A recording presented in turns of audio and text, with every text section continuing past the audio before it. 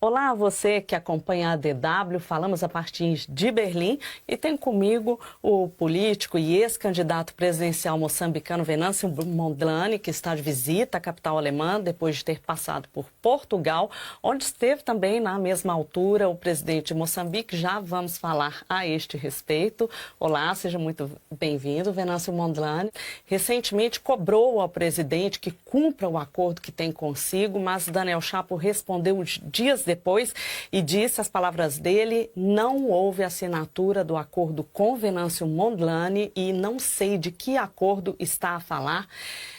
A minha pergunta é: o que é que foi falado no encontro que teve com o presidente Daniel Chapo e como é que o senhor tem acompanhado essas declarações do presidente de Moçambique? Muito obrigado pela oportunidade. Bom, realmente para mim é um bocado... deixa-me um bocadinho embasbacado, porque eu nunca imaginei que fosse possível, a este nível de responsabilidade e disposição pública que nós temos, haver tamanha desonestidade intelectual. Nós tivemos o primeiro encontro no dia 23 de março e tivemos no dia 20 de maio. E nestes dois encontros estava o primeiro ponto, naturalmente, que era a questão da segurança, a questão do controle ou de redução dos focos de violência. O segundo ponto tinha a ver com as pessoas que estão detidas, são mais ou menos 5.000 pessoas que estão detidas. O terceiro ponto tinha a ver com as pessoas feridas, que precisam de assistência médica e medicamentosa. Na minha opinião, deviam ter esse acesso pelo Serviço Nacional de Saúde. E o último ponto tem a ver com as famílias que perderam os seus parentes durante este período e tínhamos que arranjar uma forma de compensação sobre elas. Sobre estes pontos houve acordo. E não só digo que houve acordo porque são minhas palavras, é que nós tivemos testemunhas lá. E dessas testemunhas são pessoas, digamos assim, de credibilidade muito alta no país. São pessoas insuspeitas. Estou a falar, por exemplo, de um Oscar Monteiro, que é uma figura histórica, quase lendária, da Revolução de Moçambique. Mas desse encontro do senhor com o presidente não saiu nada formal, não foi assinado nada. Sim. Foi uma conversa e o senhor foi um acordo, digamos assim, um acordo de cavalheiros, que o senhor saiu de lá confiando naquilo que foi conversado e agora o senhor então só pode se valer das testemunhas? Teria sido nessa linha? Olha, a minha questão é, ele diz que não houve nenhum acordo, mas houve uma passagem da locução dele, que ele diz que, mas que chegamos à conclusão que devíamos parar violência de parte a parte. Não sei se percebeu essa parte, Cristina, que ele chegou a dizer isso.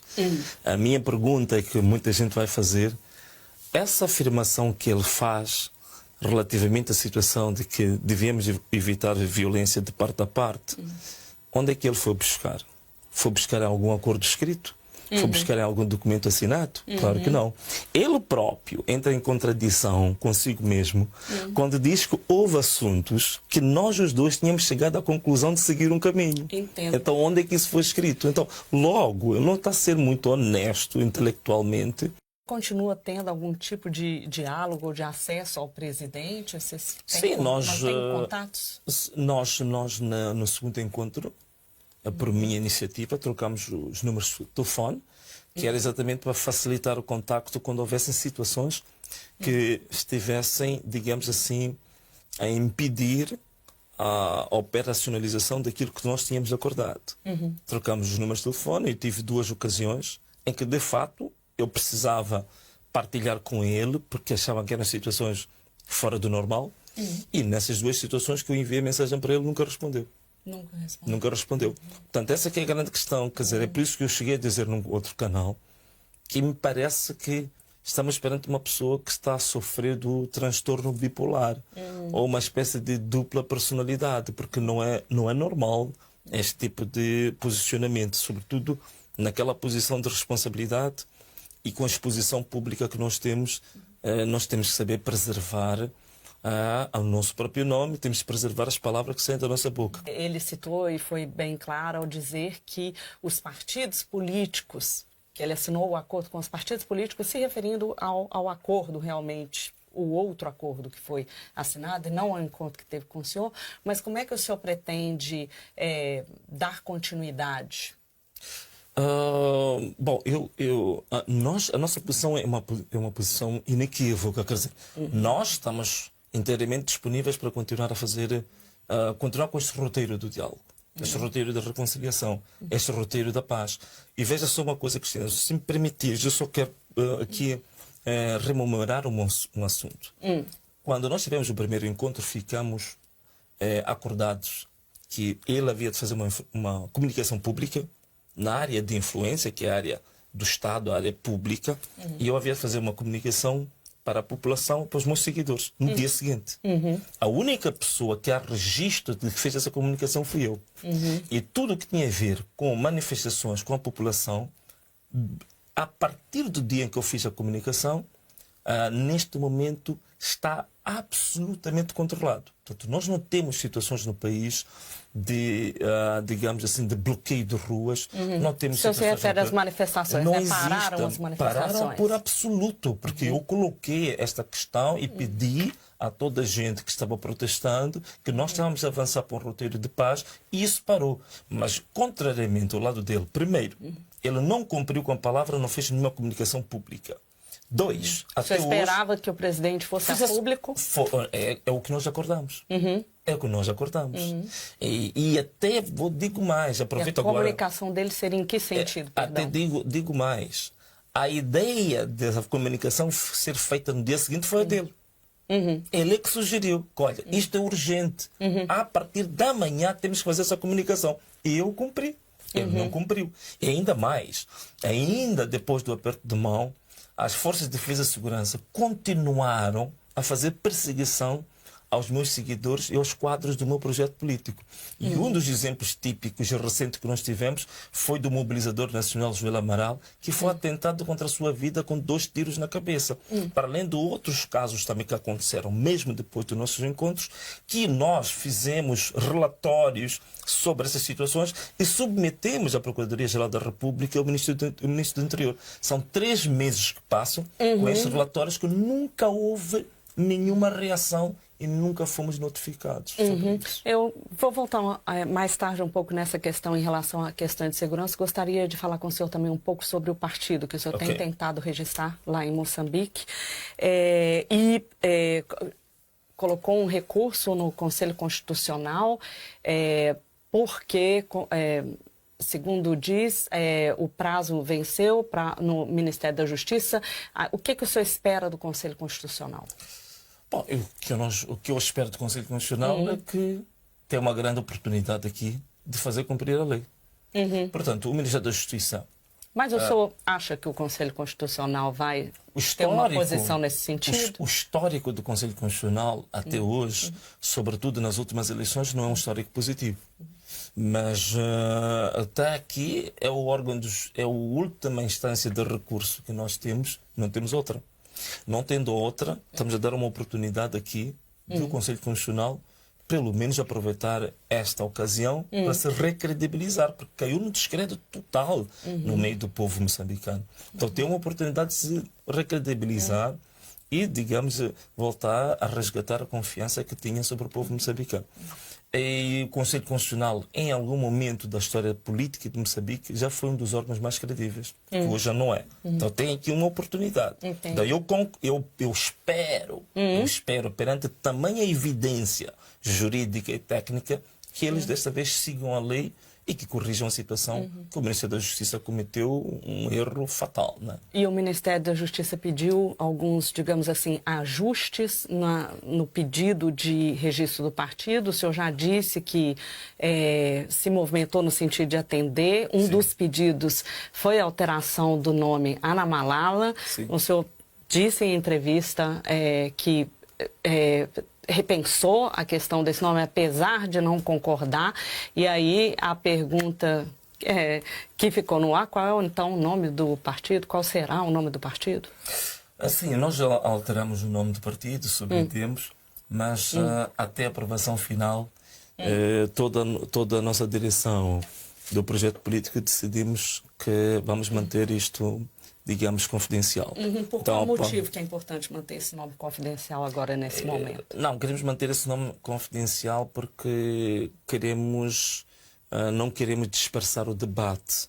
Né? Porque ao colocar o nome é provável que comece agora a surgir um debate, digamos, paralelo sobre a natureza do nome, que não é a coisa mais importante. A coisa mais importante agora é nós termos o partido. Então queremos focalizar na questão da viabilização do partido. Depois da viabilização do partido, se quiserem, podemos começar a discutir a natureza do nome. Então agora pensou num nome, pelo menos, que atenda ao pré-requisito que eles dizem em relação à língua que foi discutida. Exatamente. Resolve-se a questão da língua e resolve-se também a questão da correspondência entre a denominação, portanto aquela parte mais longa do nome, com o acrónimo, com a parte mais resumida do nome ou a sigla. Então a correspondência está feita. Nós fizemos segundo... Que muda talvez o acrônimo. Sim. Muda o acrónimo, mas a denominação continua a mesma. Sim. Ok. E o senhor, apesar de ter entrado com esse pedido no Conselho Constitucional, ainda espera uma posição do Ministério da Justiça? Bom, nessa altura... Ou considera que está superado? Não, a relação ao Ministério da Justiça, o que o Ministério da Justiça tinha solicitado, nós já fizemos a sanação, já suprimos. Então, neste momento, eu acho que é só o Conselho Constitucional que tem a última palavra. Sim. Então, o Ministério da Justiça pode pronunciar-se se o Conselho Constitucional solicitar, e normalmente o Conselho Constitucional sempre faz isso, solicita o parecer do sujeito de que é feita, é demandada a ação. Ok. Gostaria de falar com o senhor também sobre esse processo, esse processo que decorre na Procuradoria-Geral da República. O ex-ministro do Interior de Moçambique, Pascoal Ronda, foi ouvido na PGR em Maputo. Esse processo ele deriva de uma queixa de organizações da sociedade civil e relativamente à violência pós-eleitoral. Na segunda-feira foi ouvido o ex-comandante da polícia de Moçambique, mas ele não está acusado, não é? O Bernardino Rafael. E as organizações consideraram que o simples fato dele estar sendo ouvido é um passo importante na garantia dos direitos humanos. Perdão, e que desfecho que o senhor espera desse caso do Bernardino Rafael? Bom, o desfecho que eu espero é que ele seja primeiro acusado. Essa é a primeira parte, porque agora ele foi lá como declarante, que realmente é um verdadeiro absurdo. Ele não devia estar lá como declarante. Portanto, eu já fui constituído arguido, o Denis já foi constituído arguido, e ele, que é exatamente a pessoa, o pivô principal que ordenou as forças para disparar e assassinar as pessoas, ele não pode aparecer como declarante. Portanto, primeiro passo, ele tem que ser acusado, ele tem que ser convertido em arguido. Segundo, tem que avançar e ser julgado pelos crimes que ele ordenou que fossem cometidos. Portanto, esse é que é o desfecho que eu espero, e acredito que qualquer moçambicano também pensa e espera a mesma coisa. Mas, ok, seria o desfecho que o senhor deseja, mas o senhor está confiante de que as coisas vão tomar esse rumo? Bem, nós temos problemas com as nossas instituições de justiça, que já falei várias vezes sobre isso, só que, como sabe, são aquelas que nós temos. Portanto, o fato dele ter sido ouvido assim, qual o sinal que o senhor recebe a partir desse fato? A partida, eu não posso dizer que seja mau, quer dizer, é um sinal, né? Pelo menos na primeira etapa, eu acho que é um sinal positivo, no sentido de atender-se à denúncia submetida pelas organizações da sociedade civil. Mas este é um ponto de partida. Eu penso que o sinal mais significativo vai ser se ele for tornado arguido também. E ele for acusado de forma formal sobre os crimes de que ele é o principal promotor desses crimes que aconteceram durante esse período. Mas também você tem sido ouvido pela PGR, já disse, também acabou de dizer que na condição até de arguido no âmbito desse mesmo processo, já disse não saber do que é acusado, diz também haver dezenas de processos contra si. No caso desse processo específico, em relação à sua pessoa, qual que é a sua expectativa? Bom, a minha expectativa é que, primeiro, devia-se clarificar porque que eu já fui interrogado quase durante 14 horas, 10 horas no primeiro dia, cerca de 4 horas no segundo dia, sem que o procurador diga qual é o crime de que eu sou acusado. Portanto, essa era a primeira questão que deviam clarificar. A segunda questão é que, até este momento, tudo que foi apresentado são meras deduções especulativas e muito subjetivas, e ainda não vi até agora uma prova, uma evidência, digamos, satisfatória para que eu tivesse sido chamado a ser interrogado por algum delito. Portanto, não espero.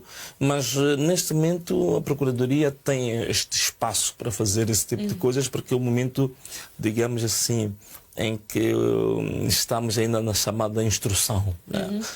Nesta fase da instrução, sim, mas eu acredito que ao chegar ao tribunal, estes processos não têm pernas para andar, absolutamente nenhumas. Pelo contrário, se calhar aí a gente vai aproveitar para esclarecer e ficar muito evidente, de fato, quem é que cometeu as atrocidades, que não foram crimes, foram atrocidades incríveis. Nós estamos a falar de mais de 400 pessoas mortas, é o número oficial que conseguiu-se apurar. Exato. Mas o número real está muito acima disso. E o senhor já disse que já indicou, né, como que interpreta a participação, por exemplo, do senhor Bernardino Rafael nesse resultado que proveio dessas manifestações, mas convocou manifestações e ocorreram tantas mortes e também detenções e outras linhas de caos. O senhor se sente responsável?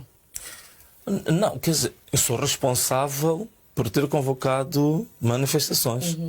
Responsáveis por ter convocado algo que constitui um direito fundamental dos cidadãos e que está previsto na própria Constituição. Corretíssimo. Portanto, isso não tem problema nenhum. Agora, as mortes, a destruição que aconteceu, é lógico que eu não acredito que os manifestantes tenham tendências suicidas.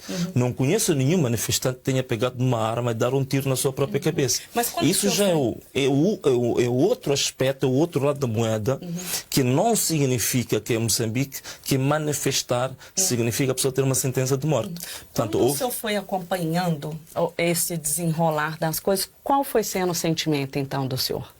Não, o meu sentimento é que eu estava a convocar um protesto normal contra uma situação que já tinha sido identificada, não só a nível nacional, como a nível internacional, dos irregularidades gravíssimas que tinham ocorrido durante as eleições. E quando o senhor foi vendo as irregularidades acontecerem, que sentimento isso despertava no senhor? Claro que isso levanta um sentimento de repúdio, de revolta relativamente a isso, sobretudo no meu caso, que eu já vinha de um processo autárquico anterior, que tinha ganho as eleições na cidade de Maputo, e que houve roubo, houve fraude, mesmo perante evidências que eu apresentei não só ao Conselho Constitucional, como apresentei para o mundo. Aliás, os resultados de 2023 das eleições autárquicas até hoje estão na internet. Qualquer pessoa pode entrar e ir fazer as contas para ver quem é. Então, já havia este precedente. Aliás, nos últimos 30 anos, a Frelimo só se mantém no poder porque ele depende das forças das armas que tem o controle da polícia, o controle do sistema de justiça, só por isso. Voltando um pouco sobre a violência pós-eleitoral, o que o senhor tem provido algum apoio às famílias das vítimas? Sim, dentro do possível. Mesmo quando voltei do exílio, fiz vários vídeos que estão conhecidos. Fiz visitas a várias famílias de pessoas que estão feridas, de pessoas que, portanto, famílias que têm parentes que foram já assassinados. Portanto, eu passei por várias dessas famílias. O que o senhor disse dessas famílias? Não só concedi apoio direto material, como também convoquei outras pessoas identificadas, essas pessoas para as apoiar. Tanto mais que um dos casos que nós tínhamos de um jovem chamado Flávio, que ficou com a face toda quebrada, por causa dos nossos apelos, apareceu um médico cirurgião que predispôs-se a dar assistência e o jovem hoje está a receber assistência gratuita para a reconstituição da sua face. O que eu digo a essas pessoas? Naturalmente, o que eu digo é passar a mensagem de conforto, porque não há nenhuma família, não há ninguém que tenha sido baleado que tenha culpado o Venâncio. Em todas as visitas que eu fiz, que foram várias visitas, não encontrei um único caso que as pessoas dissessem que o Venâncio é culpado disso. Pelo contrário, as pessoas ficam muito satisfeitas e animadas quando eu lá apareço para as confortar. É só mensagem de conforto, porque nunca tive nenhuma divergência. Aliás, eu tive uma situação muito interessante que passou a ter nas redes sociais. Fui fazer uma visita no departamento de pediatria do Hospital Central, onde estão lá centenas de pessoas que sofreram durante as manifestações, e as pessoas estavam doentes, até levantavam-se das camas a gritar, a exultarem quando me viam lá. Emoção. Agora, voltando à questão do processo, né, em relação à violência pós-eleitoral, o senhor teme ser, afinal, o único responsabilizado nesse caso? O senhor teme que a responsabilidade, afinal, processual, que vai advir desse processo, recaia completamente sobre o senhor? Não, eu não tenho medo disso. Quer dizer, se for da justiça manipulada, que já estamos acostumados dela, é provável que isso possa acontecer. Mas isso não tenho medo absolutamente nenhum, porque eu podia ter continuado no exílio, eu tinha condições para continuar no exílio por mais de 1 ano, 2 anos, 10 anos. Mas eu é que tomei a decisão de ir ao país para confrontar a justiça. O exílio, por acaso, foi aonde? Portanto, eu passei por vários países, não é? Eu já disse alguns. Eu já estive na África do Sul, eu estive em Dubai, estive em Oman, eu estive em Abu Dhabi, eu estive na Nigéria. Era uma situação assim que você se sentia mais assim... Trocar de países te trazia segurança? Tinha que fazê-lo, porque em algum desses países até sofri atentado, num dos países em que eu estava me movimentando. Mas se me permitir só um segundinho, eu não tenho problemas nenhuns de a justiça manipulada me considerar culpado. O único medo que eu tenho na minha vida é de um dia desses eu perder os valores essenciais da luta para aquele povo, os valores da integridade, da honestidade. Essa é a única coisa de que eu tenho medo. Agora, se eu ser condenado por um sistema corrupto, se eu ser condenado por um sistema injusto e manipulado, eu acho que isso até reforça mais o meu sentido de luta, o meu sentido de missão. Não tenho medo disso. Queria passar agora para a visita aqui à Europa. Esteve em Portugal, teve encontros com políticos, mas também com seus apoiadores, também com instituições. Falou em encontros com instituições de direitos humanos. O que é que o senhor traz de concreto dessa visita que foi feita em Portugal? Bem, primeiro, nós iniciamos a visita em Portugal e essa visita que nós iniciamos em Portugal, aquilo que eu tenho dito é que Portugal nós consideramos como uma porta de entrada para o espaço europeu. Então nós iniciamos em Portugal. O primeiro ponto é a consolidação da nossa presença no espaço europeu. Portanto, nós temos coordenadores em vários países europeus do nosso próprio projeto político. Portanto, era preciso consolidar essa nossa estrutura política, porque a nossa ideia é a implantação para todo o espaço da Europa. Temos presença física implantada do nosso próprio projeto político. Esse é o primeiro ponto. Mas por que isso é tão importante? Não, isso é importante por uma razão muito simples, porque... Para estabelecer laços com outros exatamente, políticos? Primeiro para estabelecer laços, mas também, por outro lado, para termos espaços para partilha de informação, formação, experiência. Isto é extremamente importante para nós e também para termos acesso às várias oportunidades, tanto como fundos que aparecem dentro deste espaço, ligados à questão de direitos humanos, ligados à questão de fortalecimento da democracia e também porque nós temos uma visão de Estado. Nós não estamos a concorrer só por concorrer. É que nós estamos a concorrer porque queremos nos preparar como governo futuramente. E para ser governo futuramente você tem que ter uma visão clara de política externa. Conseguiu os apoios que queria, financeiros, nos seus projetos?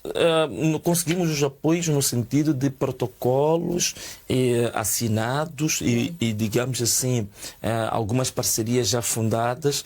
Em termos financeiros ainda existem etapas muito específicas que é preciso concretizar, mas nós já temos acesso a como é que nós acedemos a esses apoios. europeios. E já temos parceiros que nos suportam e nos orientam nessa matéria. É porque é uma questão burocrática. É uma questão burocrática, sim. Mas do ponto de vista político, a visita está sendo um grande sucesso. Está sendo um grande sucesso. Aqui na Alemanha, o que o senhor diria assim? Esse aqui foi um fruto especial que foi colhido aqui na Alemanha? Bom, aqui na Alemanha, nós chegamos no dia 9, nós contactamos a Fundação Alemã para a África, na presença do Ministério dos Negócios Estrangeiros alemão e também o Ministério ligado ao desenvolvimento. Estivemos também com a Fundação Friedrich Ebert, que está ligada à SPD.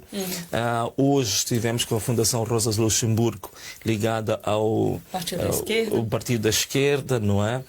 Também estivemos com a Fundação Conrad e também tivemos o privilégio de sermos recebidos pelo vice-presidente da Bundestag, quer dizer, que é um privilégio incrível. Nós o que apresentamos, primeiro, é o nosso projeto de sociedade que nós temos em Moçambique.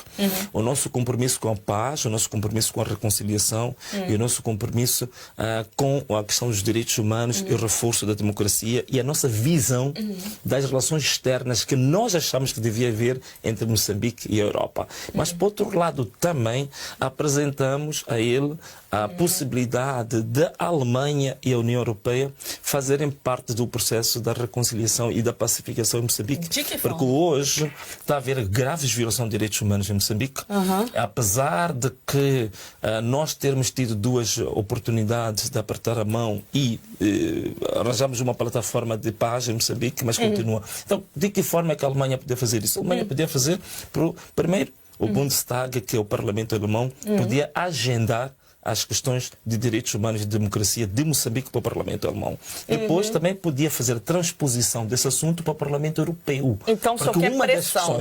Uma das está buscando uma forma de pressionar. Uma das coisas importantes, para que países como os nossos possam ter sucesso nessas agendas, é importante que faça parte da agenda do debate político na comunidade internacional. Hoje, a questão de Gaza, da Palestina, a questão da Ucrânia, é que dominam o debate internacional. Então, é importante que nós começamos também a fazermos, digamos assim, a passarmos uma mensagem para que este caso do Moçambique também passe à categoria da agenda do debate da comunidade internacional. Quer que Isso é fundamental. A comunidade internacional se posicione, que já é algo que o senhor estava buscando no ano passado. Exatamente.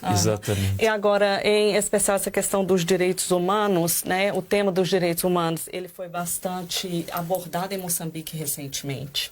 Né? Na semana passada, o presidente da Comissão Nacional dos Direitos Humanos de Moçambique, Al-Bashir Macassar, pediu ao executivo que assegure que o sistema de justiça seja robusto o suficiente para prevenir e gerir de forma categórica e séria os conflitos pós-eleitorais, reduzindo a polarização e fortalecendo a proteção dos direitos humanos. Também o ministro da Justiça considerou que as manifestações pós-eleitorais foram expressões legítimas do povo, mas referiu que o exercício dos direitos democráticos não podem servir de pretexto para a violação da lei. Quer dizer, quando o senhor acompanha essas declarações todas que foram feitas recentemente, assim, em que sentido o senhor acha que a abordagem dos direitos humanos está caminhando em Moçambique? O senhor vê progressos? Não, progressos não os vejo, e tanto mais que todos os relatórios que falam sobre isso, incluindo o último da Amnistia Internacional, mostra claramente um retrocesso muito grave em matéria de direitos humanos em Moçambique. Agora, essas afirmações, para mim, em certa medida, vêm a confirmar todo o discurso que nós fizemos ao longo desse tempo todo.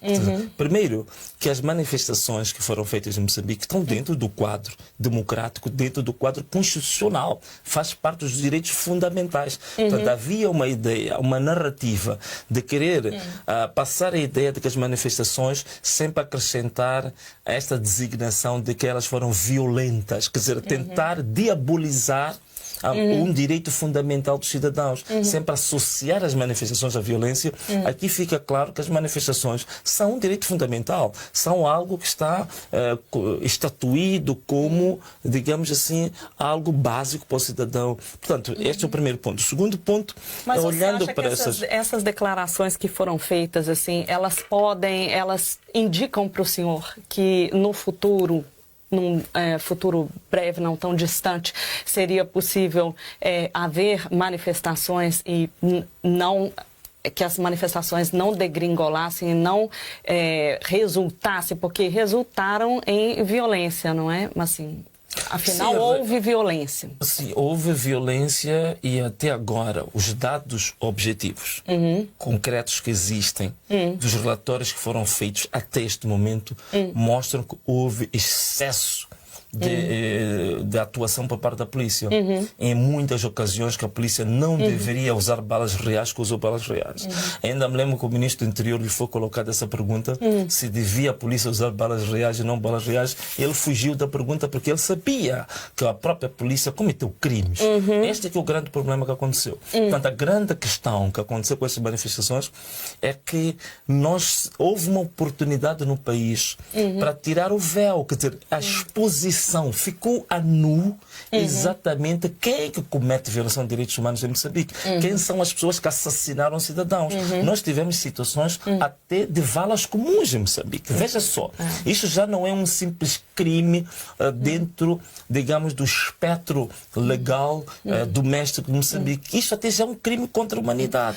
Tem Portanto, ainda dois temas que eu gostaria de abordar com o senhor ainda. No início desse mês, propôs alterações à legislação, baixando a maioridade civil dos 21 para 18 anos. Qual que seria o seu objetivo com essa proposta? O objetivo é muito simples, não tem nada de especial. Primeiro é a uniformização da maioridade civil com a região. Portanto, mesmo na SADC, todos os países já o fizeram. E também a uniformização com, digamos assim, com aquilo que é a nível global, no mundo inteiro, hoje, a maioridade, de uma forma geral, está a 18 anos. Mas o que pode trazer de benefícios para Moçambique fazer essa alteração? Isso traz de benefícios para Moçambique uma razão muito simples. Moçambique é um dos países que a esperança de vida é muito baixa. A esperança de vida em Moçambique está abaixo dos 54 anos de idade. Significa que a oportunidade que o ser humano tem, o cidadão moçambicano tem, de assinar contratos, que tem de abrir uma conta bancária, é muito curta relativamente aos outros passos. Significa que aí há a necessidade imperiosa de nós atribuirmos a maioridade a partir de uma idade menor, porque nós temos uma esperança de vida menor ainda. E também a contradição que existe, eliminar a contradição, por exemplo, a maioridade política está a 18 anos em Moçambique. Um jovem de 18 anos pode ser membro de um partido, um jovem de 18 anos pode ser deputado, um jovem de 18 anos pode ser presidente de um partido. Pode ou não pode? Pode. É a maioridade política. Mas esse jovem de 18 anos, que pode ser presidente de um partido, que pode votar, mas já não pode abrir uma conta bancária. Esse jovem de 18 anos já não pode assinar um contrato comercial. Veja só, é contraditório. E o resultado concreto disso, na visão do senhor, é qual? Digamos, o resultado concreto é, digamos assim, integrar aquilo que é a maior parte da população moçambicana que se encontra entre os 18 até os 25 anos. Essa população que está ansiosa também para ser, digamos assim, ativa, tanto na integração económica, porque eles estão excluídos economicamente, portanto integramos estes jovens nas oportunidades económicas, integramos estes jovens nas oportunidades que existem de empreender, de crescerem, de terem acesso aos recursos e às oportunidades que os outros têm a partir dos 21 anos. Agora, entregou esse anteprojeto à Assembleia da República como membro do Conselho do Estado, né? Sim. E como é que pretende fazer que esse projeto seja votado a seu favor, sem uma presença direta no parlamento? Sim, em princípio, o que mais importa para mim, para uma nação, não é estar no parlamento ou estar fora do parlamento. É apresentar uma ideia que seja pertinente, seja válida e que o país precise dela. Portanto, isto é que é importante. Então, eu apresentei uma ideia e submeti ao Parlamento. E veja só, Cristiana, uma coisa muito interessante é que o Presidente do Tribunal Supremo veio agora pronunciar-se sobre esta proposta.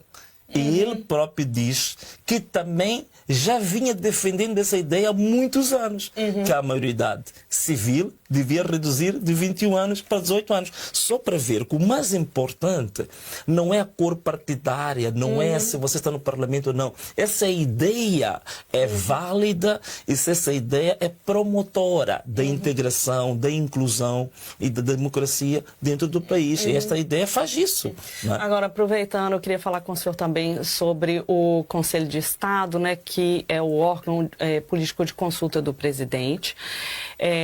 Entendo que o senhor vai exercer o direito de integrar esse órgão, por ter sido o segundo candidato mais votado nas eleições, tem este direito. Queria entender como é que tem fluído esse processo, se esse processo tem fluído com naturalidade, né? E diante dessas relações desgastadas agora, junto com o presidente da República, como é que o senhor pretende agir dentro do Conselho? Não, dentro do Conselho de Estado, fomos convocados para a primeira reunião no dia 24 de junho. E eu... Que foi, entretanto, adiada, né? Foi, entretanto, adiada, portanto, eu sabia da questão do imperativo legal, constitucional, que acabou de dizer aqui, mas também eu fiz um inquérito, que eu lancei esta pergunta para os meus seguidores. 10.650 seguidores responderam, dos quais 87% disseram que eu devia seguir e aceitar estar lá. E outra questão que eu coloquei, eu disse que eu não ia lá só pura e simplesmente para ocupar um lugar e sentar. Eu ia lá que era para fazer intervenções em favor do meu povo, ia lá para defender ideias que pudessem promover o desenvolvimento do nosso país, que pudessem promover a inclusão e a democracia no país. E o primeiro ponto que eu fiz foi apresentar, submeti ao próprio Conselho de Estado um anteprojeto de lei de revisão da própria lei do Conselho de Estado. Essa já foi apresentada, que vai permitir que o Conselho de Estado seja um órgão mais ativo, mais proativo, mais atuante, mais próximo do cidadão e que sirva de fato como um interlocutor válido entre o povo e o executivo. Então já apresentei uma proposta concreta para que isso possa acontecer. Eu queria voltar na questão do exílio que o senhor citou e também de perseguição a apoiadores do senhor, que o senhor citou aqui, apoiadores, pessoas que trabalham mais diretamente com o senhor. O senhor chegou a dizer que temia pela sua própria vida, pela segurança da sua família na época. Eu queria entender se essa, entretanto, está agora em Moçambique, esse temor, ele passou? Como é que o senhor tem feito para garantir a segurança do senhor e dos seus familiares? Como é que está essa parte? Olha, Cristina, como ser humano, eu sou uma pessoa de muita fé. Eu sou, para além de ser simples cristão, eu sou um pastor também. Eu tenho pregado para as pessoas terem confiança, ter uma fé forte que está acima de qualquer circunstância, de qualquer vendavais políticos e sociais. Mas, acima de tudo, eu tenho que reconhecer como ser humano, temos receio. Nós tememos pela nossa vida, tememos pela vida da nossa família. Isso não são dúvidas.